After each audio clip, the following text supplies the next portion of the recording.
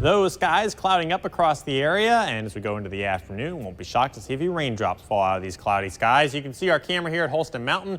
Those clouds in the distance, 80 degrees in the Tri-Cities right now. There's South Holston Lake. Not the best lake day, but still not too bad with temperatures hovering around 80. Some of those scattered showers, mainly across parts of northeast Tennessee now. That's where the clouds are also the heaviest as well. You can see them scattered around. Some of this may not be making it down to the surface yet, and if it is, I think it's generally on the light side right now. Future radar through the afternoon shows more light showers developing, especially as we go into the early part of the afternoon. But by 3, 4 o'clock, we could see a couple thunderstorms start to develop with some downpours in a few locations. So be mindful of that through the evening time frame.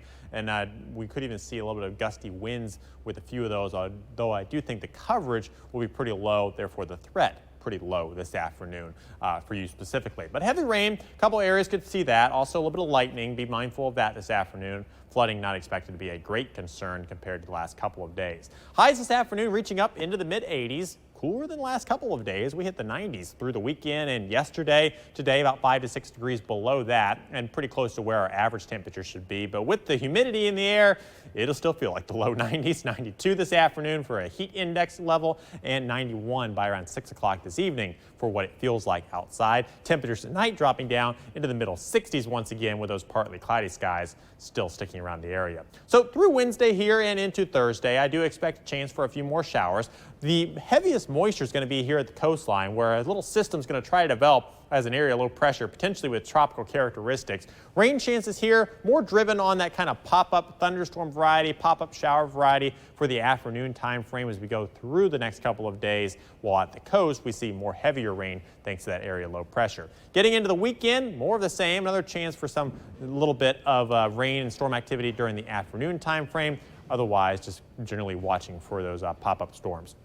All right, let's talk about this system on the coast because some interesting things with this. First off, the low pressure center is kind of over land right now, but the system sometimes can come out here onto the coastline and then through some processes develop a tropical circulation. And that's what we think this one may do off the North Carolina and South Carolina coast here through the next couple of days. It'll be pulling away from us, so limited impacts here, but noteworthy because this would be our 6th named storm of the 2020 hurricane season. It'd be called Faye.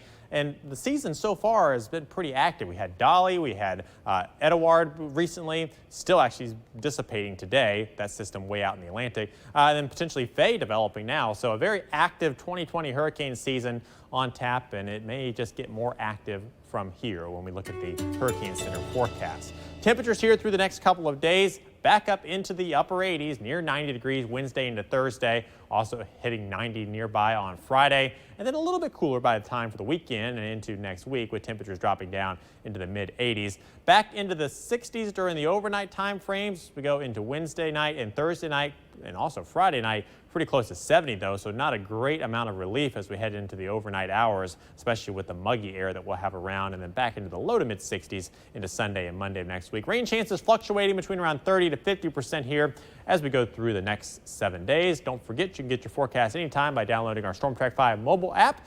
Check the radar, get push alert notifications. That app is free on Google Play and on the App Store.